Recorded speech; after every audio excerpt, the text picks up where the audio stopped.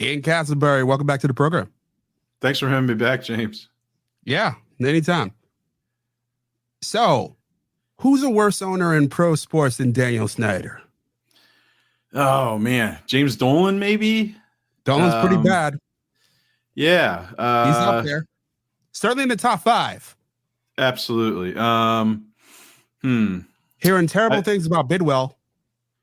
Oh yeah, and they got a whole scandal going on. Is it John Fisher who owns the Oakland Athletics? I mean, that might be less his fault than the city of Oakland or the Alameda County, which is certainly what he's saying.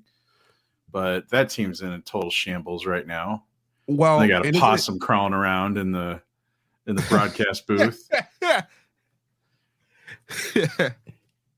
And isn't it the whole state of California that won't build stadiums? They won't fund them? Yeah. That must be. I don't know. California not interested in footing the bill for billionaire owners. Which is understandable. I think so. How many? How many do they need? It's too bad Oakland's going to lose another team. You know, they lost the Warriors to San Francisco. Now they're going to lose. Oh, they lost the Raiders, of course, to Las Vegas. And it sounds like the A's are going to follow them to Vegas. Or Salt Lake City, maybe. Salt Lake City. That was interesting, huh? Them as a possible expand. Because that you always hear the same cities when expansion or relocation comes up, right? Portland. Nashville has a big group ready. I know Raleigh and Charlotte for a long time. Mm-hmm. Austin Texas has been in the bidding, but Salt Lake City, that's a good one. That's a new one. I have to read more up on that, I have to admit, but I think I like that. Whatever the feelings are about Salt Lake City, I mean, that's a region that isn't really represented in Major League Baseball. It would be a natural rival with the Mariners, perhaps. Sure, that's a big city, or the Rockies.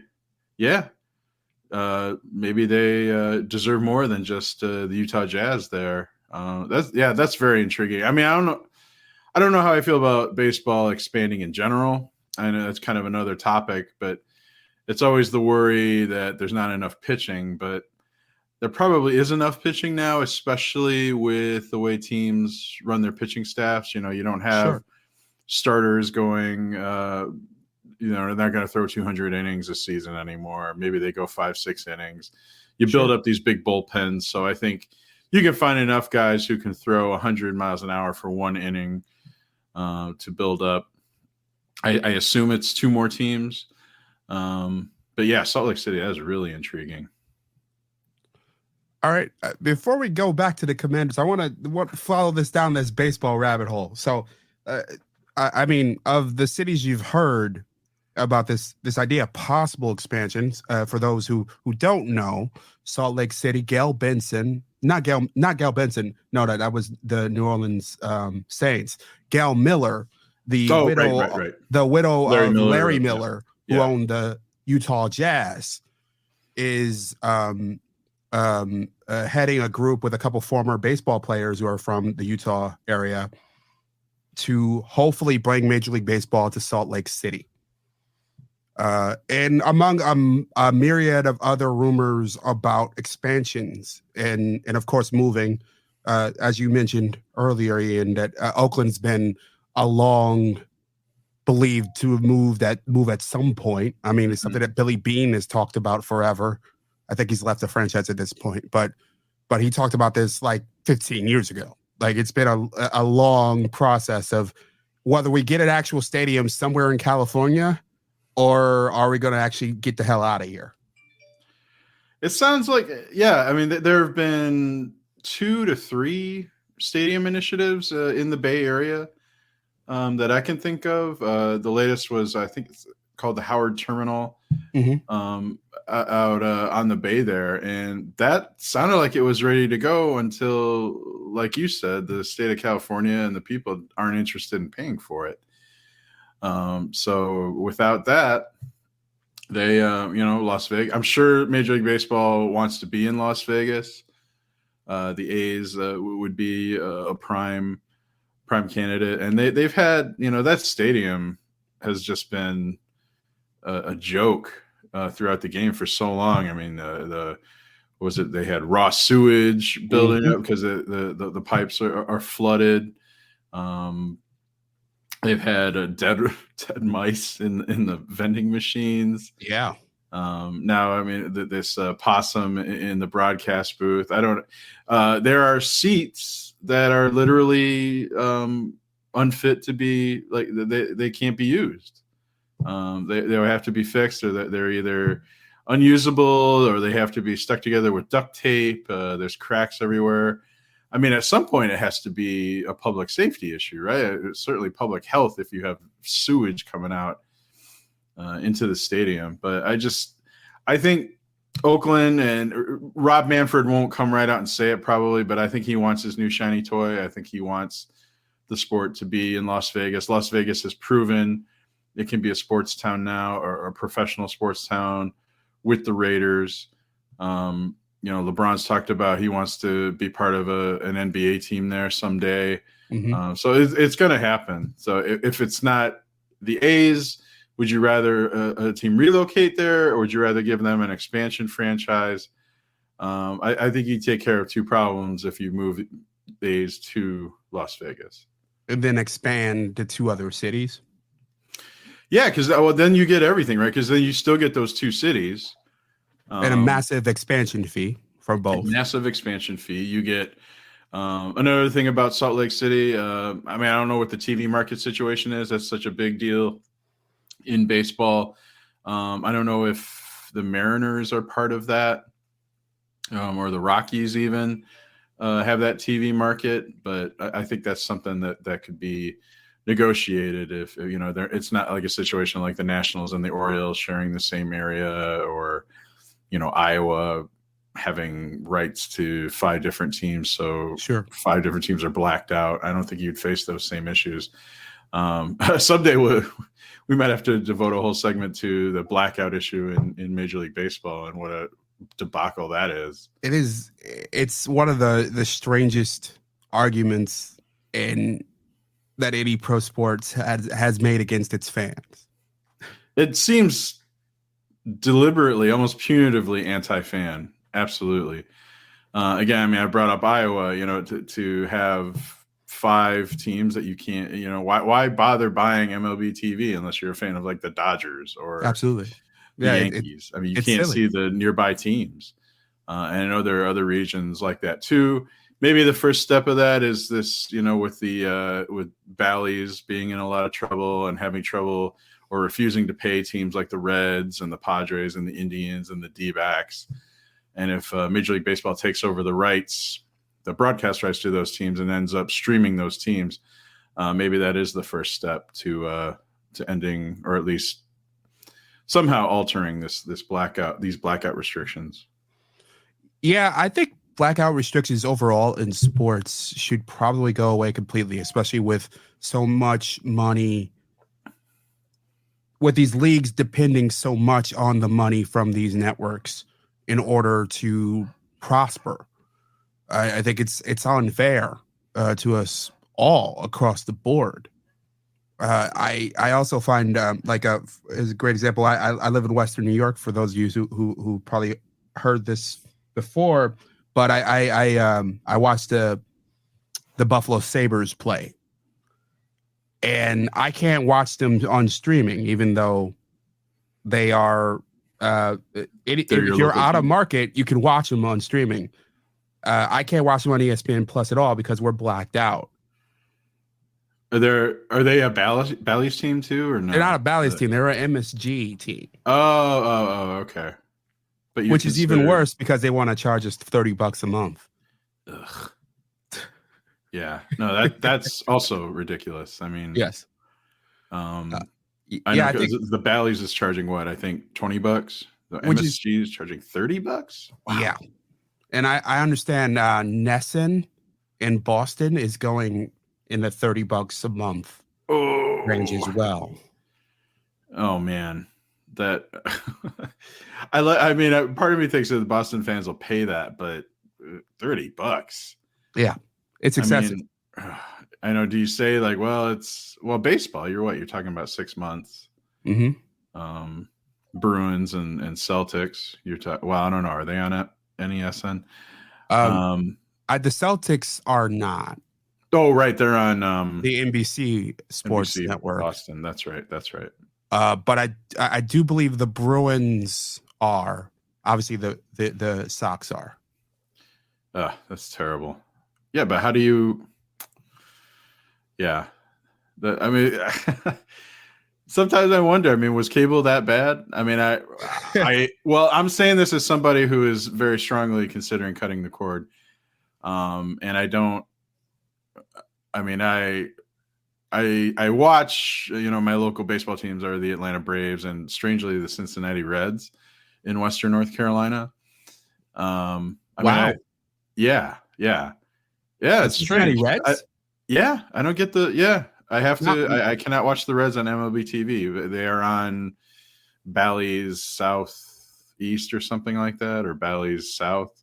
But aren't the Orioles and the Nationals closer? They are, but yeah, I don't know why.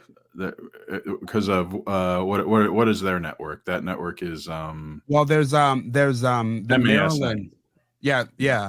Maryland has Masson. one, and Masson, and I'm assuming I'm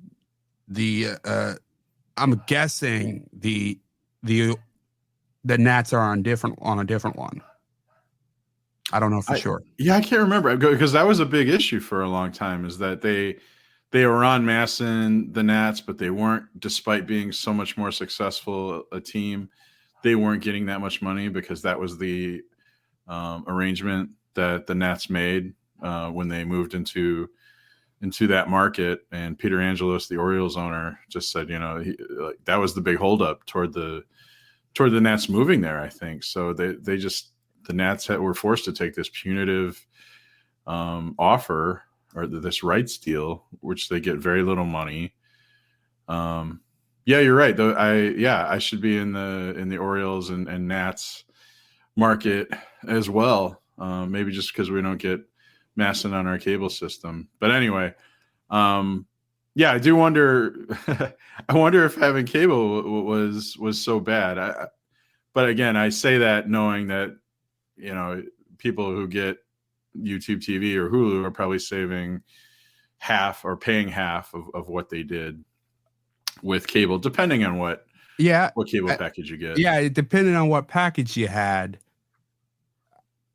I guess I'm mixed on it. I've just recently cut the cord. Oh, okay. When we moved into this place from my old apartment, I had a deal where I got super high speed internet and cable. So I had cable, and it's been difficult at moments. Sometimes I miss my sports center. And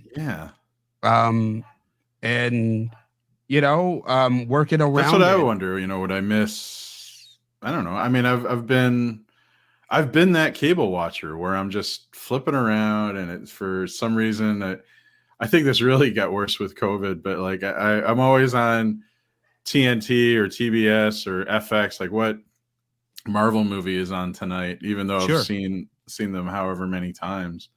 So I guess I won't entirely get that channel surfing if I cut the cord, but yeah, I think it's channel surfing of a different type.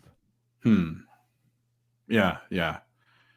Is it? Do you like sign on to Netflix or HBO Max, and that's your surfing? Like what?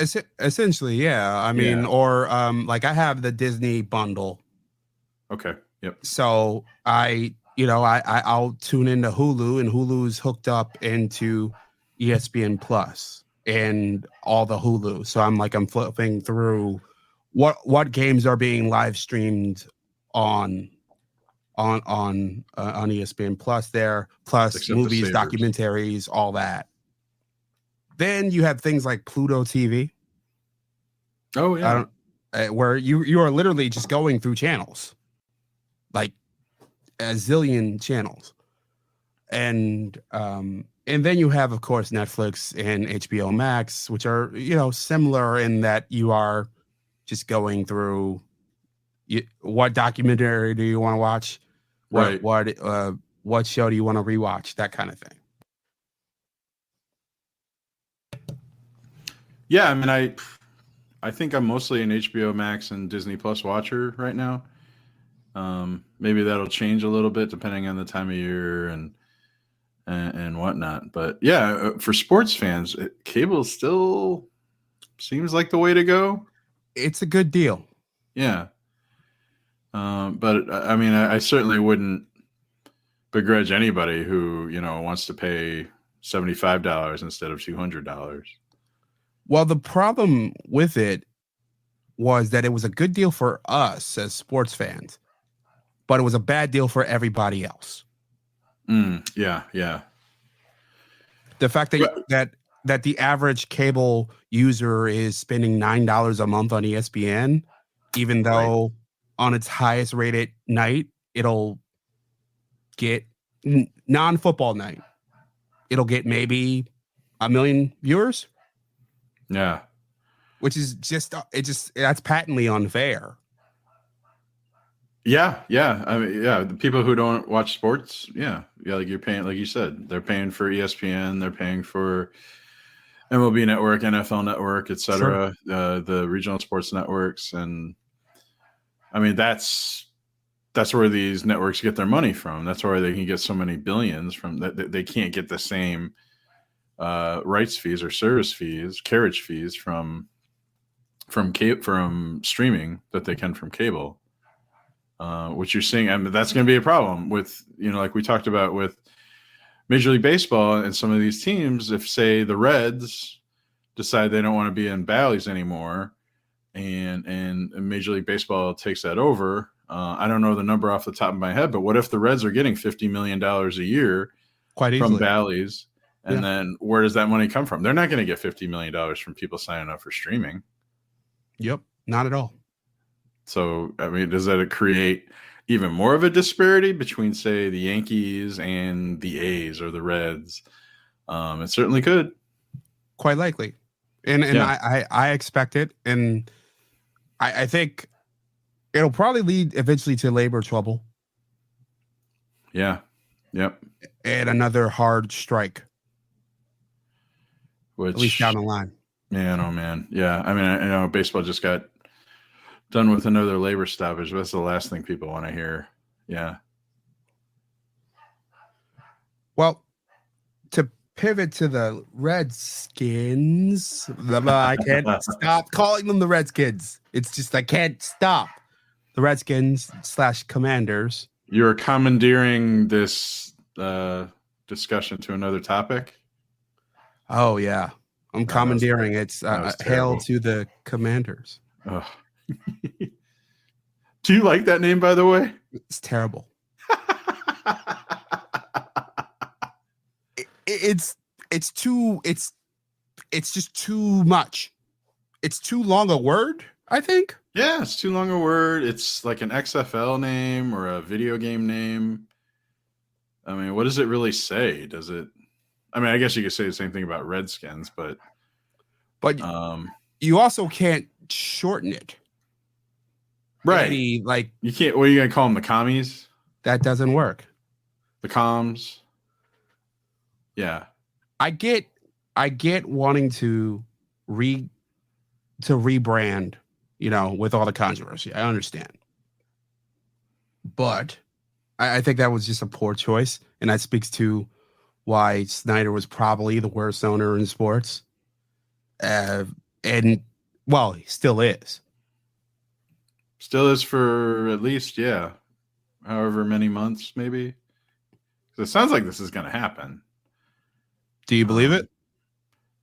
I guess not until it actually happens. I guess I'm in that frame of mind. But, you got the Washington Post running these articles saying, the Josh Harris ownership group seems to have just about everything in line. They got to take care of a couple of things as far as where their revenues are coming from, or do they have? I mean, there's all these sorts of regulations, like there has to no more than 25 people can be in an ownership group, or the majority owner has to have at least 30%, I think, controlling interest. I might be getting those mixed up, but I think more than that in the NFL, if I'm remembering correctly.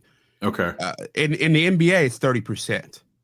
Maybe that's what I'm thinking of. Yeah. I think both your rules are both NBA rules, and in the NFL, they like having one star, one new member of the club. Yeah. Yep. They're pretty strict about it. In the NBA, there's you usually have a zillion people who own a small percentage of each team, and you have a top dog who sort of has at least 30%, who's the majority owner. Okay. Now, apparently, Josh Harris, he also owns the Sixers and the New Jersey Devils. Yes. Apparently, that's not a problem. Should it be? No, I don't see why, especially if they're not in the same city. I mean, Ted Leonsis could have bought the Commanders, right? And he owns the Capitals and the Wizards. So I mean, I'm sure that's a bridge the NFL was willing to cross. What do you think? Do you think multi-team ownership should be allowed? I've been a fandom that has a multi-team owner. That's right. That's right. Terry Pegula owns the Sabres and Bills. Part of me doesn't like it. Like I think Mike Ilitch was the perfect example of this in Detroit, where he would pour his money into the Detroit Red Wings and every once in a while look at the Tigers. And then it switched. Yeah. So like, I think you end up with a level of favoritism. I think in some level in the Buffalo world, Terry Pegula was believed to be more of a Sabres fan than a Bills fan, but the Bills have had better management over the last half decade, at least, than the Sabres have. And of course, it's more of a moneymaker because it's football instead of hockey. Right. Yeah, I mean, Detroit's facing something similar right now. I mean, Mike Ilitch passing away and his son taking over ownership of the Red Wings and Tigers, and he doesn't appear to be interested in spending money on either team, really. The Red Wings had a little bit of a spending spree in free agency, but they also just almost had a fire sale at the trade deadline. So what happens when you're not spending money on either one? I guess that further underlines the problem that you were mentioning. My inclination is to have one very interested owner. So the NFL model, where you have to have a majority owner, where it's one person or a couple. It can't be a company like Maple Leaf Sports and Entertainment, who owns the Maple Leafs and the Toronto Raptors. Right. In fact, I think the NFL doesn't like that or doesn't want that. Right? Yeah, they don't allow it. They don't allow it. Yeah, it's always a person. So they wouldn't allow Walmart to buy the Broncos. They just would allow a couple guys from Walmart to buy the Broncos. Yeah. And also on the multi-team ownership, another great example of this was the Seahawks and the Trailblazers, who are both owned by Paul Allen. Oh, Paul Allen owned both, right? Yeah, and Paul Allen poured money into the Trailblazers for a long time. I can't claim he was a bad owner. I mean, he did when he took over the team. Both teams did turn around for the most part. I mean, the Seahawks made the Super Bowl a few times, both with Mike Holmgren and then later Pete Carroll. And the Trailblazers were good around the turn of the century and have been just okay since. Yeah, they've been Is one that of those. What are the 40? They're in that NBA purgatory where they make the playoffs, but aren't really a championship contender. I mean, they're certainly not what they were. What in the early '90s, mid '90s, with the Clyde Drexler, Terry Porter, Jerome Kersey teams. sure? Yeah, Those are great teams too. Oh, and Clyde, I think is one of the most underrated players in NBA history. Honestly, he just was. absolutely. He was in the league at the wrong time. Yeah, and then Michael Jordan, made sure he stayed that way.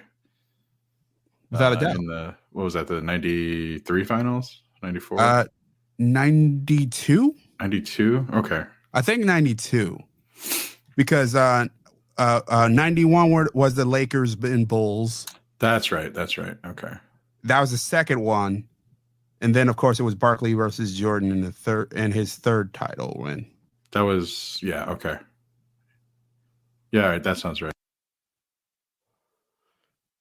Yeah, People listening to this, is Drexler as good as Jordan, and Jordan heard all that, and as everybody who watched The Last Dance knows, he took that personally. of course. And and you have the classic Jordan running down the court shrugging. Yeah, of course. Yeah, that was right. the shrug. Drexler, I think there was a little bit of a reminder of that during the NCAA tournament this year, that just how good those Houston teams were, and they run highlights of that amazing dunk Drexler had against oh gosh, I'm sorry, I can't remember. Almost died there. Oh no. James is recovering, folks, if you don't know. Absolutely. I've had a terrible like head cold. Oof. And it's just been finally over the last 2 days, my lungs feel like lighter. Oh man, that's awful. And I'm only coughing small jags here or there. Ugh. You have allergies too, or no? Oh yeah, terrible allergy. There you go. Pollen is terrible for me. Yeah, I think it's worse here in North Carolina, or at least it seems to be ever since I moved here. Been here 12 years, and I don't remember ever complaining about allergies until I moved here. What's the temperature down there? It was 80 degrees today. Wow. But we've been over the weekend it was in the 60s. Last 2 days it's in the 70s, and then spiking, and I think it's gonna go back down. I think we might have a couple of days of 80s. Nice. But it's nice here. I can't complain. I'm jealous. We are in the 50s. We did touch 70 a couple days ago, but we're in the 50s up here. Oh, 70s in April in a place like Buffalo or back. I'm from Michigan, so yeah, those days were always fantastic. Although you put a little bit of pressure on yourself, right? You think like, oh, I gotta go out and do something, because you don't know if you're. I guess that's one difference living down here is that, when you have that first nice day, like I still have that Michigan mentality, like, oh, I gotta go out and do something. I gotta take advantage of that, and then, I forget my friend Mike McClary, who lives in Arizona. He kind of talked me out of that. He's like, you live in a place that has nicer weather now. You're gonna have other nice days. You could take it easy.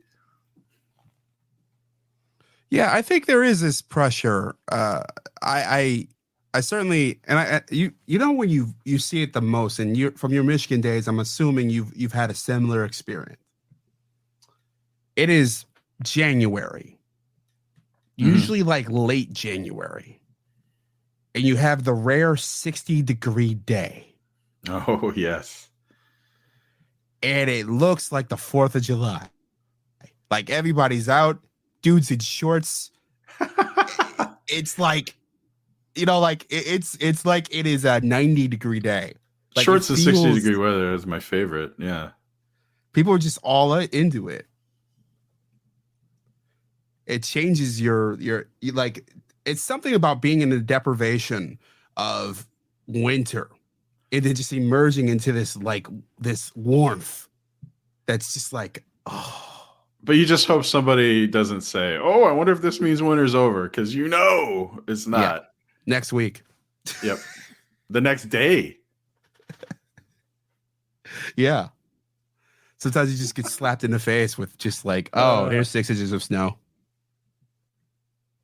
Shoveling time.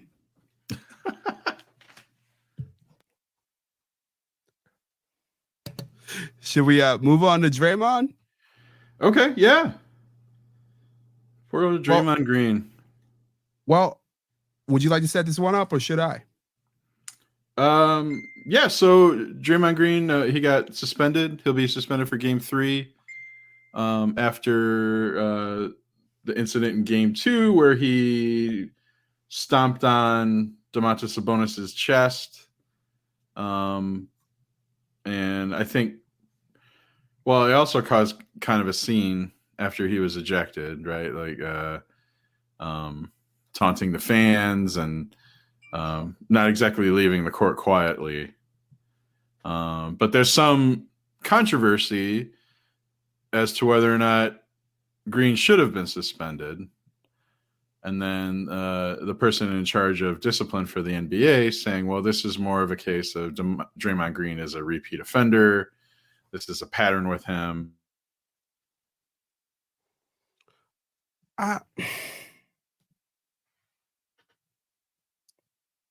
You're right. Many people willing to point out that Joe Dumars was part of the Bad Boys Detroit Pistons and maybe shouldn't be the person having a say on whether or not someone should be suspended for their on-court antics. I don't have a problem with the suspension. How do you feel? Okay, so are we going with the letter of the law or the spirit of the law?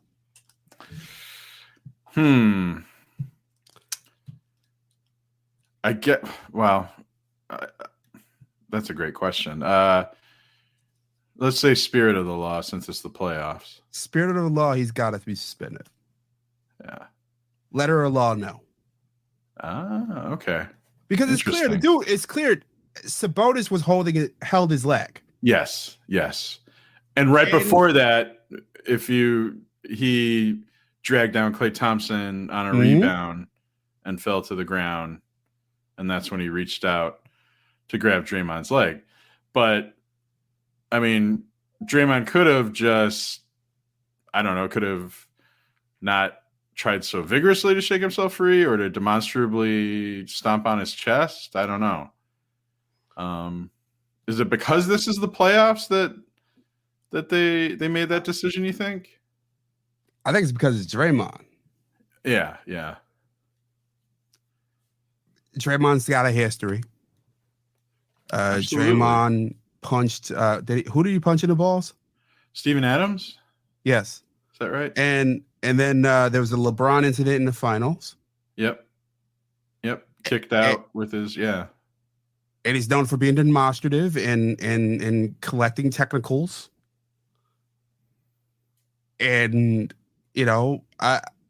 it's one of those things where it's like if the rules were doled out equally, just by the moment we saw, you don't suspend them. Maybe you fine them,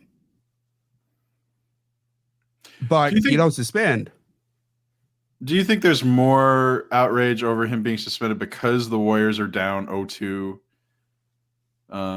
against the Kings and losing Draymond for game 3 might, well, I don't know if it ensures they'll lose game 3, but it certainly doesn't help.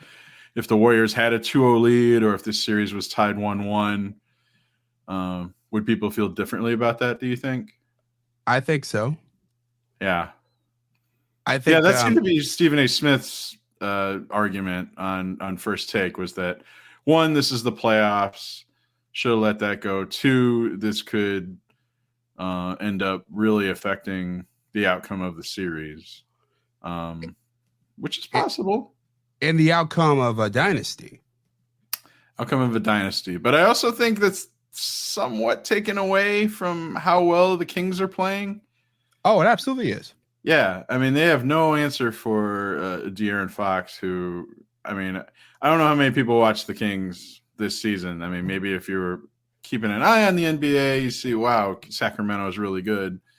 But you're right. Yeah, we should probably talk about that. I mean, this very well could be the end of the Warriors dynasty. And the flagship team for the last, 8 years? Yeah. 9 years? Yeah. And yeah, and people are probably just starting to tune in maybe for the playoffs. If you're more of a casual fan, the first round kind of sneaks up on you, and then what? Oh, the Warriors aren't playing? Uh-oh. Yeah. Do I keep watching? I don't know anybody on the Sacramento Kings. I mean, I'm not excusing that, but I think that's kind of how the casual fan might think. Well, I think it's not just that. I think it's not just how the casual fan thinks. So let's talk about the punditocracy. Okay. For a moment. I think it's how they think. I think the Warriors are way more interesting than the Sacramento Kings. Yeah, absolutely. I mean, I'm sure it's much more interesting among the punditocracy on daytime TV, debate TV, to talk about the Warriors and rather than the Kings. Let's say I should get the NBA playoff bracket in front of me, who they would play. But yeah, people say they're sick of seeing the same teams over and over, but I mean, ultimately fans and media love dynasties. You love the familiar faces. You want to see Steph Curry and Clay and Draymond, for better or for worse. You like familiarity. I mean, new is good, is fun, but I mean, geez, look how much. It's a different sport, but how much did the Final Four suffer because we didn't have Duke or Kentucky or North Carolina or even Louisville or somebody like that in the Final Four? And in the NBA, we're used to seeing the Golden State Warriors in the playoffs. Maybe not in the finals, but usually in the finals, as you said, over the past 8 years. And then all of a sudden they're gone, especially for a team that most people don't know anything about, that hadn't been in the playoffs for, 17 years? Yes. Before that. It's an adjustment, especially, again, if you're approaching this as a casual fan. And thinking about that punditocracy in these media organizations, it's the casual fans that fill up the ratings books. So they want LeBron and the Warriors to clash at some point. If the Warriors are out of pocket, which it looks likely at this point. I mean, I didn't think they've looked terrible in each game. I thought they looked vulnerable. Is probably a good phrase for it. And they were in a bad matchup. I mean, it just seemed. I think it'll be a long series for sure. But it just looked like they were in a bad matchup. So if they lose game 3, oof. Oh, if they lose game 3, I think it's a wrap. Probably done in 5. So looking at the NBA playoff bracket, if the Warriors lose, we very well would be deprived of a Warriors-Lakers second round series. And if you're ESPN, if you're TNT, if you're NBA Twitter, if you're any NBA writer, you are begging for that matchup. Yeah. Oh, yeah. That would be so much fun. I mean, yeah, right. I mean, there is some familiarity with the Grizzlies. If the Grizzlies were to advance past the Lakers, although as we're recording tonight, Ja Morant's not going to play in game 2. Plus, because of his injury, which is another problem in these playoffs, by the way, is stars getting injured. Sure. But yeah, to not have Lakers Warriors in that second round, especially when the other matchup in the West could be Nuggets, and I mean Suns Clippers is a great first round matchup. Sure. But does Nuggets Suns or Nuggets Clippers? nothing against the T-Wolves, but that certainly doesn't attract the same interest that Warriors Lakers would, or Warriors Grizzlies even. I mean, just the Ja, yes, is hurt at the moment, but Ja, there are stars in the NBA, and then there are stars, and Ja seems like he is one of those guys that are on that next boat of young stars in the league. De'Aaron Fox and everyone from the Kings at least aren't there yet. Maybe they get there this year. Maybe De'Aaron Fox maybe this is his coming out party. Yeah, sometimes sometimes that happens, right? The team comes out of nowhere, and we kind of saw that in the bubble a few years ago. Even though the Lakers eventually won it, I mean, it was the Nuggets who kind of emerged as this team, and they've taken a step back. But yeah, we were saying how we don't always like seeing new teams, but the Grizzlies are a great example of a newer team with an up-and-coming star, as you mentioned, an emerging star, who I think is starting to become familiar with.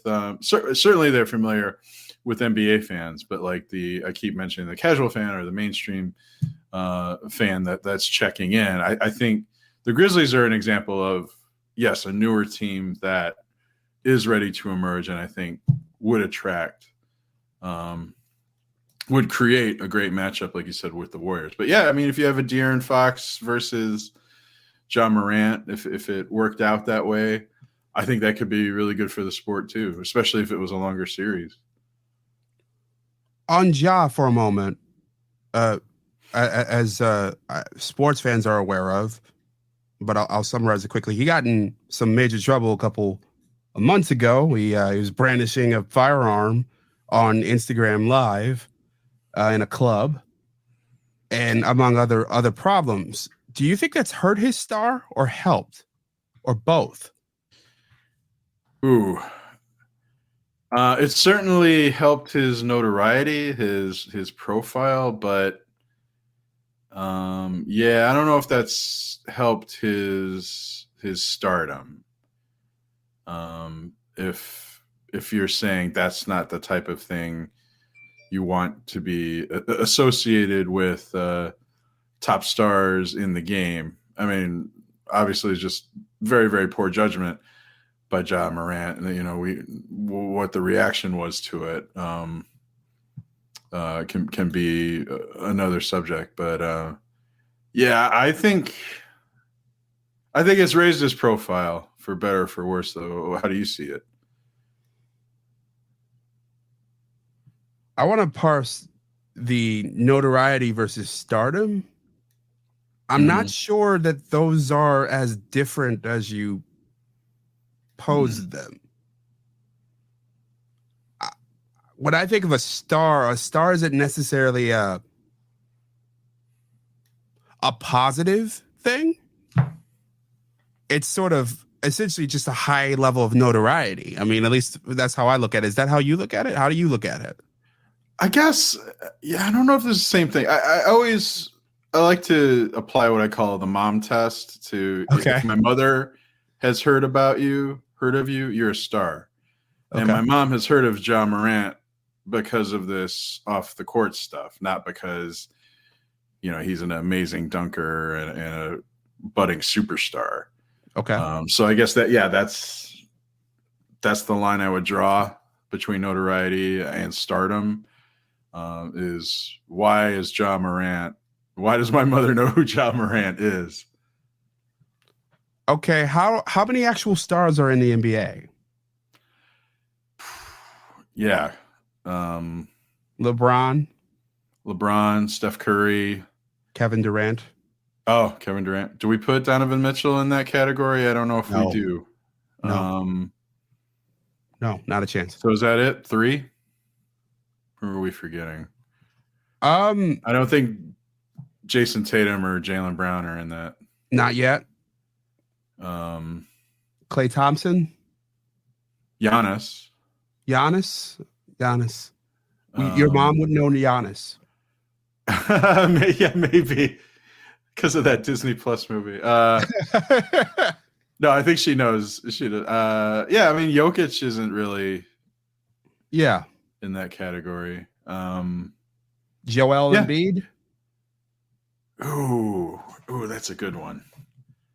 I would say no. I mean, compared to, I mean, if you're comparing him to LeBron, Steph, and Kevin Durant, I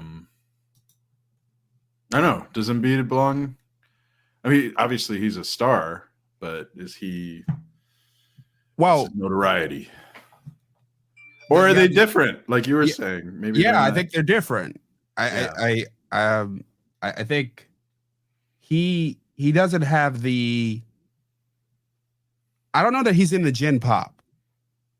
Like, I don't think my mom would know him. I think my mom would know those other four. Okay. Yeah. And I'm struggling to think of. Yeah, I mean, is that just because they've done this for so long that they're just part of the fabric, part of the cultural wallpaper? Or, I mean, that's part of it, sure. Part of it is commercials, of course. You know, for sure. Although Joel Embiid has, I mean, maybe I'm wrong about this. I would argue Embiid has more commercials than Kevin Durant. But Durant's been in the league much longer. Yeah. He's also been to the height of the league. He has the association with the Warriors. And even those Thunder teams were shockingly well remembered and sort of front and center in a way that Embiid isn't quite yet, I would argue. Yeah. And I don't know, does it also matter that Curry and Durant had standout college careers so people knew who they were before? I know Durant was left early. More for Curry than Durant. Yeah. Okay. I think Durant, I mean, Texas didn't go far in the NCAA tournament, but I do remember him clearly from Texas. Yeah. That's what I was thinking. I mean, and it comes up every time Tennessee loses, right? Rick Barnes, he had Kevin Durant and he couldn't win with him. So how's he going to win with Tennessee? Sure. I don't think. So is that's?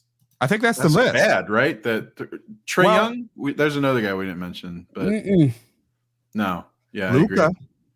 So maybe Luka? 3 guys, maybe Luka? 4. Luka. Ooh. Kyrie Irving. Definitely Kyrie. Definitely notoriety. Yeah, he's definitely. I think he's a star. I think he would have to be on the list. Yeah. I think he's got the mix of both. Yeah. So I guess, I mean, let's explore this a bit more. We have stardom and we have notoriety. Yeah. Right. So to go back to the mom test, mom knows who Kyrie Irving is because of the anti-Semitic remarks, probably. I mean, I could come in and if she brings him up and it's, he's a fantastic basketball player, mom, whatever people are saying about him. I mean, there's a reason people talk about him that much because he's really, really good. And he played with LeBron and famously wanted to get away from LeBron and is kind of seems like steadily affected his career by wanting to move. Yeah, you're right. Kyrie should maybe be on that list, although maybe would he be 5th? Yeah. Because he hasn't. I mean, maybe you put Durant in this category too, but Kyrie's been very disappointing in terms of. I mean, he's a spectacular player, but did he elevate the Celtics? Did he elevate the Nets? It appears to have hurt the Mavericks this season too. So, I mean, that definitely has him a rung below. Yeah, like you said, 5th. Luka is a really good question because he is a star, right? I mean, he's a one name Madonna, Cher, whatever, Luca. And he's so fun to watch, but yeah, I don't know. He hasn't broken through maybe to that ascendant stardom. I don't want to keep saying the mom test. Mom doesn't know who Luka Doncic is, but she should. I'll do what I can to educate her. And he also has one quality that we have not mentioned. He's white. He's white. I was going to say, is it one that he shares with Nikola Jokic? Yeah.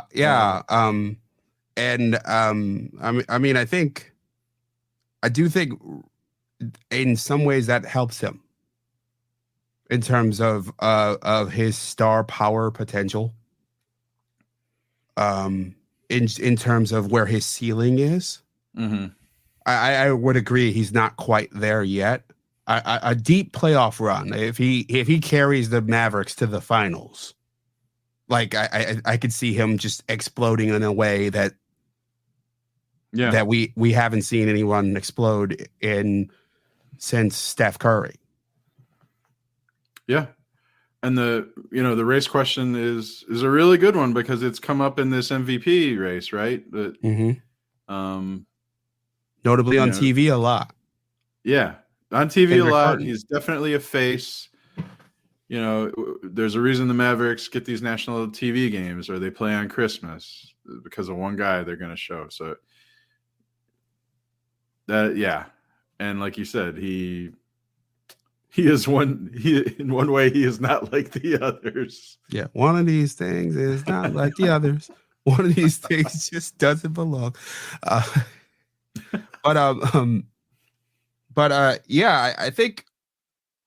think we have a short list of 4 or 5 just true blue stars, and then maybe a list of 10 quite possible maybes and guys who may have missed their shot.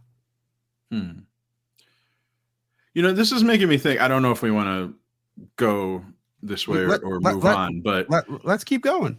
Like, I mean, I assume we both kind of grew up in the NBA in the 80s, and were there more stars then? I mean, guys like you would put in posters on your room. I mean, Dominique Wilkins. Because Dominique Wilkins is kind of like one of those players we're talking about, right? Like he wasn't Bird, Magic, Jordan. Maybe he was a 5th or 6th guy. Were there more? Yeah, probably not. So if we're talking 80s, yeah. Okay, so I think you had Magic and Larry, right, in their own category. Michael just below them. Probably Kareem late stage in that group as well. Yep. Young Barkley probably a step below. Young Ewing a step below. I'm trying to think of people who would have been in that upper echelon. I mean, the Dr. J was toward the end of his career at that point. Yeah. Isaiah Thomas. I don't know. I don't think Mark Aguirre or any of those Mavericks were. Not quite. No. Yeah, I don't. My gut, it says that there were not more stars in the 80s or 90s. Okay. I mean, and that's like a weird question too, because obviously I am not the sort of fan who goes to anymore who, goes to Foot Locker or the record store or whatever and thinks it would be really, I want this poster of Dominique Wilkins on my wall because that's such a great poster dunk. Right. Yeah, it's probably similar, isn't it? Because if I go and I look at the 90s, so you had Michael who ascended, with a bullet, no one close. And then you had this group of maybe 4 or 5 other guys. Patrick Ewing, Hakeem Olajuwon. Yep. The aforementioned Clyde Drexler. Do we still put Barkley in that group? Yeah. Yeah. In the 90s, sure. At least for half the decade. And you could argue that his star grew as he headed toward retirement, even before he got to TV. Reggie Miller would be whether he's in that group or he's at least close. Yeah. Played for championships, so for sure. I mean, Sean Kemp was a giant star. Oh, that's a good one. I mean, and even David toward Robinson, the end of the is that 90s? Oh, Big Dog. Oh, Glenn Robinson. Yeah, Glenn you Robinson. Mean David Robinson. David Robinson, yeah. Yeah, well, David Robinson is an interesting character because I don't know that I call him a star. He was certainly one of the greatest ever, but like I wouldn't call him a star. Nah, I think you're right. I mean, I remember when he first came into the league and the highlights were unbelievable, but you're right. And of course he did not ascend, become a championship player until Tim Duncan came along. Sure. We left out Shaq. Oh, Shaq's mad. And then an early stage Kobe. Yep. And then if you get into the 2000s, it's Shaq, it's prime Kobe. Tim Duncan's kind of in that David Robinson category, even though he was a champion. He's won, I think, was it 5 rings? 4 or 5 rings. Yeah. But like he didn't have what Sean Kemp had at one point, or what Vince Carter had at one point, or Tracy McGrady. I don't know. The 2000s, that may have been, maybe they had 2 of the brightest stars, but did they have the depth in the 2000s? I don't think I'm really having trouble thinking of somebody else. It was LeBron. Okay, yeah, LeBron. Young LeBron. Yeah, and LeBron watching emerging. And I mean, remember the Dwayne Wade. Dwayne Wade emerged toward the middle of the decade. Yep. You had Jason Kidd toward the end. Yep. I think we're seeing. I think in most sports, there's a similar hierarchy where there is one guy or a small group of guys, especially in the NBA. Right. Yeah. I mean, if we talked about the NFL, we'd probably have a really similar discussion, right? I think Mahomes, Allen. I mean, Joe Burrow, Rodgers and Brady. I mean, just on name value, but not. Yeah. They're a rung below now. No, yeah, you're right. Very similar. And then even Herbert, as great as Herbert has been so far, is kind of a little far to the back. Maybe because it's just not as exciting to watch as Mahomes or an Allen or even Joe Burrow. Yeah. And probably Jalen Hurts. Yeah. He could crack it. I think he's got to do it for more than 1 year. Right. Yeah, he has to put together like a 2-3 year run at least. What do you think of that contract, though? He got the largest deal in the history of the NFL. Most guaranteed money. Man, I do not. After, like you said, it's really just been one emergent season. I mean, there was kind of a question as to whether or not the Eagles wanted to go with Hurts, right? And there have been rumblings that's what cost Doug Peterson his job, maybe with the Eagles. I will say, though, other than Mahomes and Allen, I think Hurts. I mean, he doesn't have the star power yet of those other two, but if you talk about the quarterbacks who are potentially the most unstoppable in terms of they can get it done with their arm, but if you cover all the receivers, they can run and get first downs that way and kill a defense. I mean, I think Hurts is really good in that category. He might even be better than Mahomes now. I mean, it might be in terms of that type of quarterback, it might be Allen and Hurts. But wow, I would not have foreseen him getting a contract like that this early. Because you say Allen and Hurts because of their combination of their ability to run in their passing efficiency. Yeah. Yeah.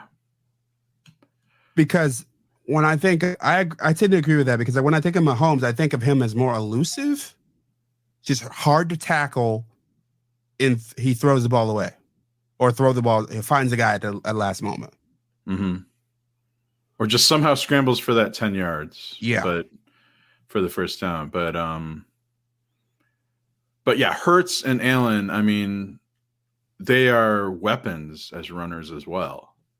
Yeah. Especially at the goal line.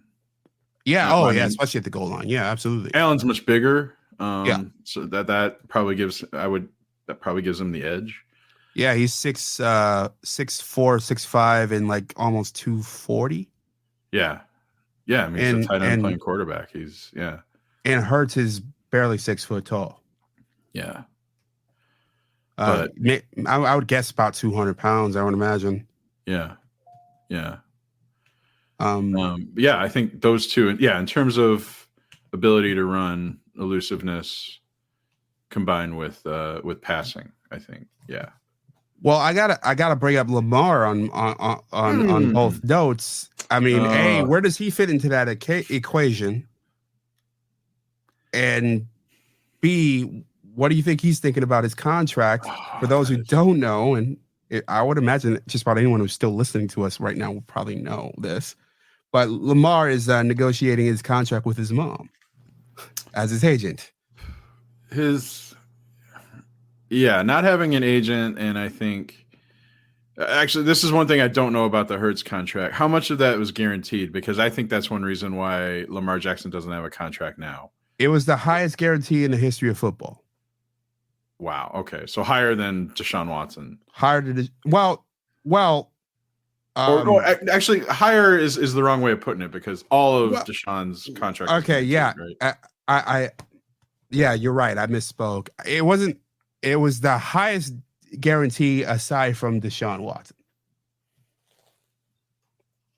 Let me bring up Jalen.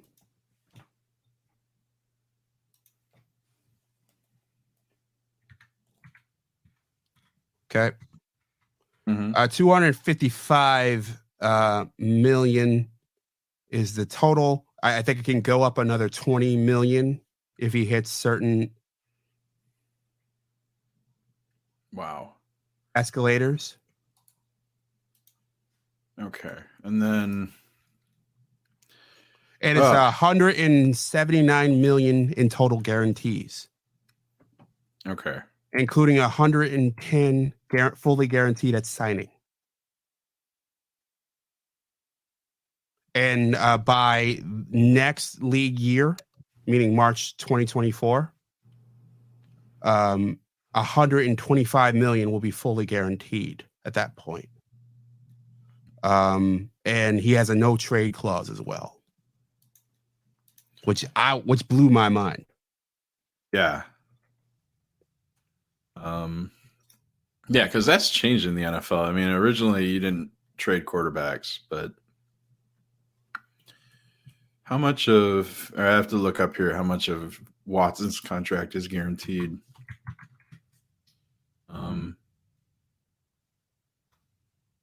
Bear with me here, but no, you're right.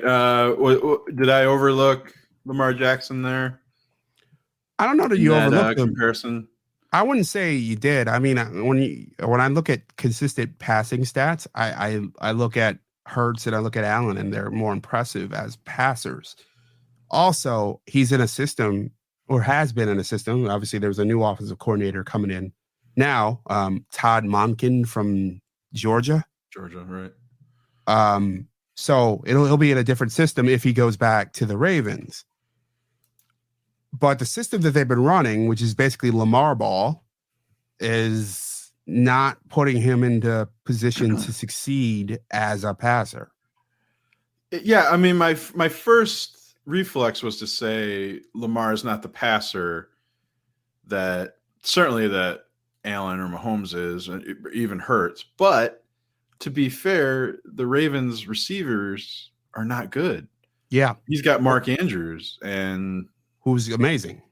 But he's amazing, yes. But in terms at wide receiver for a team for a playoff contender. They just don't.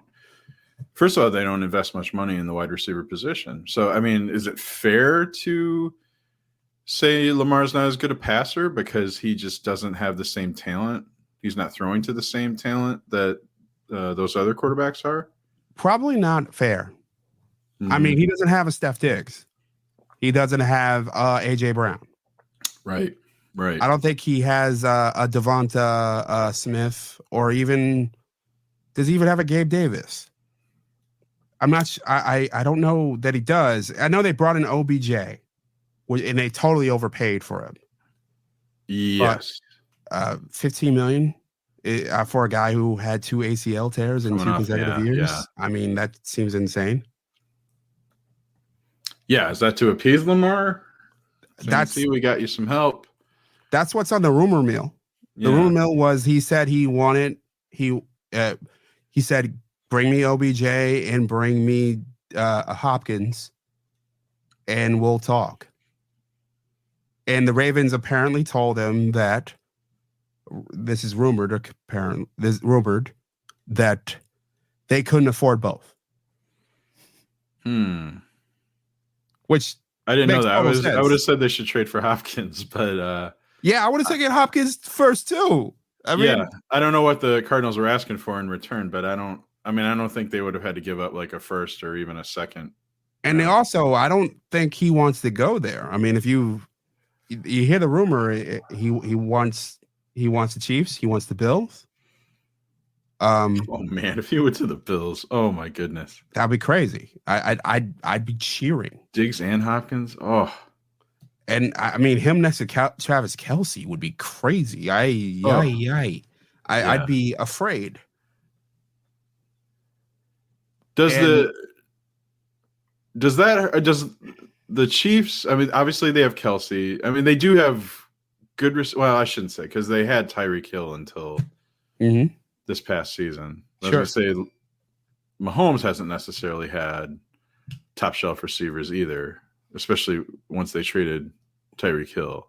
Well, they traded him a year ago. I mean, and they won the Super Bowl that year. So they won the Super Bowl. So yeah. Although what the Chiefs had is still better than what the Ravens had. Yeah, I mean, Juju and Mecole Hardman. All right. So put a bow on this. Should we include Lamar in there? Did I overlook him? I think he's a step behind. Okay. I think I've yet to see him be forced into being a pocket passer and shred a defense. Yeah. I've seen Jalen Hurts do that. I've seen Josh Allen do that. I've seen Pat Mahomes do that. I've seen Joe Burrow, Herbert. Yeah. All those top shelf guys have done that. I haven't seen Lamar do that. I've seen Lamar pass for a lot of yards when he's been, boot out and sort of he's moving around and making things happen. But I wouldn't trust him taking apart a defense from the pocket, at least not yet. It's not that he can't. I just don't think they haven't put him in the position. Yeah, we don't know where he could. Can. We just haven't seen him do it. So is he Donovan Mitchell or Luka Doncic in our NBA comparison there? Yeah, I think so. Okay. I think you're right. It's similar across sports. Yeah. Well, in terms of star, if we're talking about star, no. I think as a star, he's in that category with. And as a star, he might be a bigger star than Josh Allen. Ooh. And I say that as a crazy Bills fan. I mean, he might be a bigger star than Josh Allen. Ooh, that is intriguing. I mean, if we're talking about straight up star power, it's Pat Mahomes. Mm-hmm.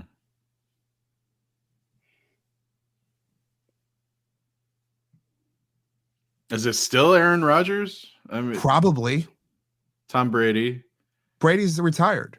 Yeah, but he's right? Yeah, you're right. He's retired. So I was gonna say he's still a star, but yeah, it would be. It would be Mahomes, Rodgers, and I'm just looking around the league. Talk about star power. Yeah. Dak Dak is Prescott. up there. He's up there, and it's not because of his play. It's because he's a really, really good quarterback of the biggest brand in all of football. And he has commercials. Yeah, tons of them. Yeah. Allen's not quite there yet. He's approaching it. He's starting to get, he's got Gillette, and he's piling on the ads. From what I understand, he filmed a bunch. At least that's the rumor mill, is that he filmed a ton so far this offseason.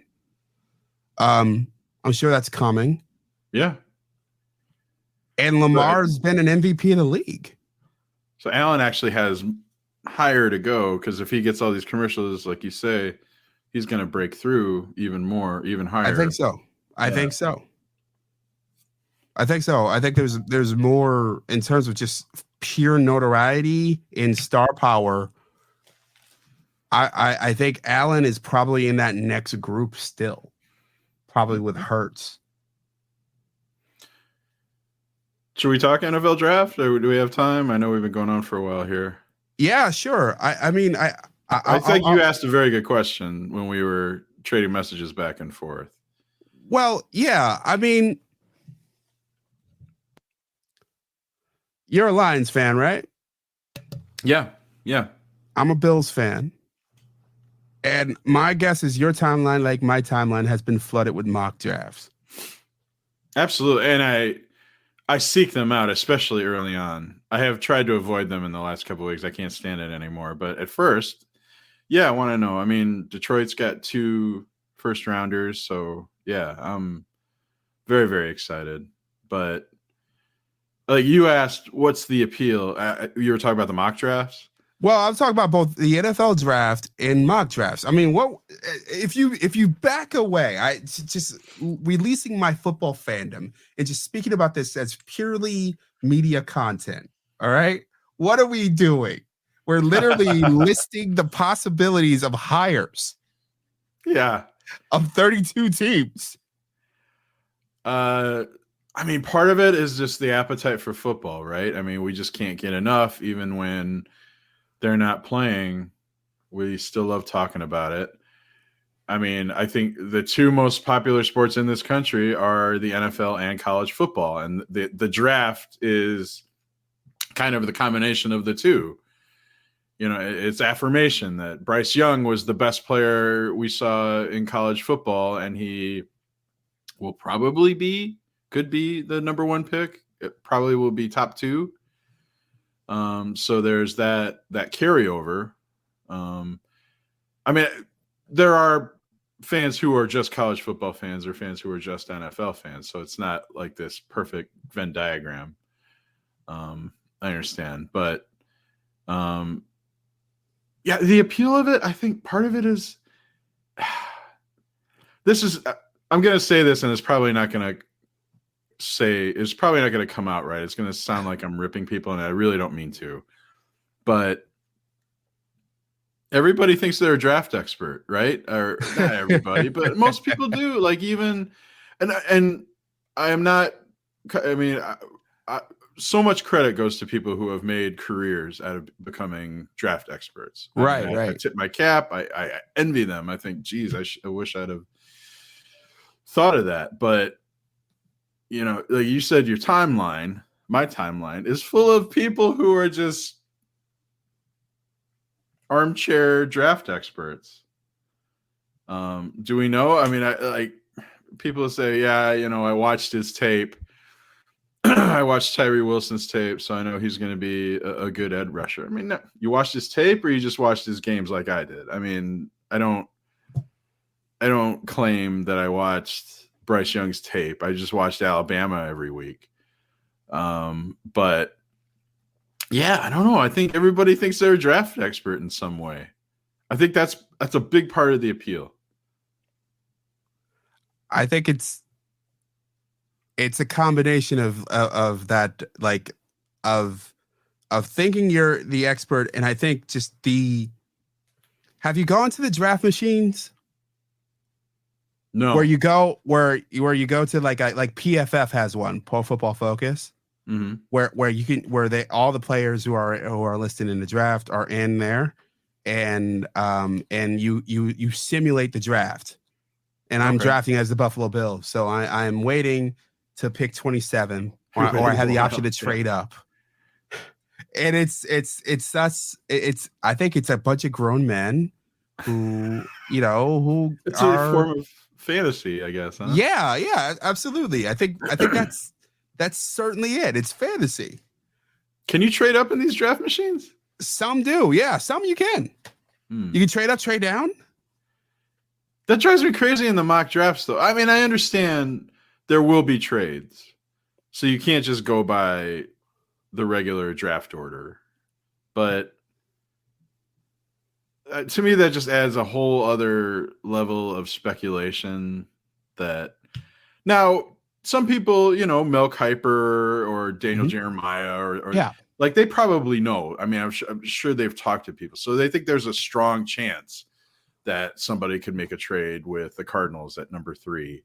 absolutely. So it's not just pulling it out of their butt to say, okay, that a trade has been made, or we're going to say the Lions trade up to 3, unless they actually have sources or people they talk to who think that's going to happen. But I don't know why it drives me crazy when I see trades in mock drafts, because I just think, you don't know. I mean, I guess we don't know anything. We don't know who's going to be picked, etc. But that drives me crazy. Well, and I think the other chunk of people on the timeline, just us in fantasy land. I'm certainly in fantasy land whenever I indulge in this, and I do think there are people who do work hard at this. Absolutely. That's why I said I don't want to make it sound like I'm ripping people who became draft experts. That I mean, they know they put in the time. Absolutely. Like there are guys like Joe Marino is a guy I watch a lot. I watch, I listen to a couple of his podcasts. He does a Bills podcast and he does a draft podcast, and I listen to him not all the time, but regularly. And there are lots of guys who really do, like, it's a cottage industry of creating this content, and Absolutely. And it's I guess it just gets back to your point that it just being us lusting for football all the time. And you want to be, everyone wants to seem like they know what they're talking about. Wants to be smart, like, oh yeah, I knew Will Anderson would drop, or I mean, there is some drama too, just to the draft itself. Who's going to be number 1? How much is Jalen Carter going to drop? I think that's going to be a very compelling story, especially when you have teams like Seattle and Detroit who clearly need him. Jalen Carter would be a great fit for either of those two. But if they pass on him, then that's obviously a sign that they think his character issues are a major concern. Who's going to be the guy who we thought was a low first round pick and he's in the top 10, or there's all sorts of intrigue. I know, like you said, we're basically just watching people getting hired, which, there's really not that much action, but I mean, ESPN, NFL Network, ABC, they do a great job of creating that drama and giving us the storylines and so forth. But yeah, you're ultimately, I think you're right. It is something to satisfy our appetite for football when we haven't had it for 4 or 5 months. I think the broadcast is something that I'd like to put a pin into it, and hopefully the next time we chat, we can talk about it more. Because I think, just to give a preview of my point of view, I think that's arguably the hardest job in sports broadcasting. Ooh, man. I would say right now, geez, can I steal that for a column? Because that might, Please do. Wow. Yeah, go ahead, do it. I will give you credit. I will make sure I give you credit. That is a great point. Yeah, because that is a lot of time to fill, and you're spinning a lot of plates. Anything can happen in trades. Mm-hmm. And it's just people falling. 3 days. Yeah, a ton of names you don't know. That always amazes me when they do know, like, especially when you get. I don't know they're fed things from the truck and experts and stuff, but like, there's going to be that guy, maybe even in the first round or the second round. You're like, who? And they got everything on him. Mm-hmm. Cole Strange, remember him? Yes. No one thought this guy was a first round pick, and the Patriots picked him, and he's turned out to be a pretty good player. Sean McVay and Les Snead were laughing about it. Yeah. During their press conference. Man, that is a great point, James. Yeah, it could be the hardest. Are you more of an NFL? Are you more of an ESPN or NFL Network guy when you watch the draft? NFL Network. Okay. Are you more ESPN or NFL Network? I always say I'm going to watch NFL Network, but I somehow find my way back on ESPN. I don't know if that's because I feel like that's the broadcast more people are watching or talking about. Mm-hmm. Probably. Or maybe I'm a little more familiar with those names. But yeah, and Kuiper's hair you can't get away. You can't look away. Yeah. Although, yeah, I have grown to like NFL Network as well. Daniel Jeremiah might be my favorite. Yeah. Draft expert. Yeah. When we circle back and talk about this, I'll have to make a note of which one I watch more. Yeah. And let's next time around, let's come up with the 5 toughest jobs in broadcasting, in sports broadcasting. Toughest jobs in broadcasting. I love it. Yeah. So Ian Casselberry, Barrett Sports Media, plug away anything you'd like. I did mention that possum in the Oakland A's visitors TV booth this week. That is my column at Barrett Sports Media. I appreciate all the feedback we've gotten on that. It's a funny topic, but it's also, I think it's a sad commentary on the Oakland Athletics. So yeah, every Tuesday, my column at Barrett Sports Media goes up. Appreciate that. Well, can't wait to have you back. We'll fight and joust about who has the worst job in sports broadcasting. Oh, I can't wait. That's such a great idea. But thank you for inviting me on, James. I hope I sound better this time. Oh yeah, you sound fantastic, my man. Okay, I felt bad about that when I was listening. I'm like, no worries. All right. Thanks so much. And I'm glad you're feeling better. Yeah, I feel much better. All right. Be well. You too. Thank you.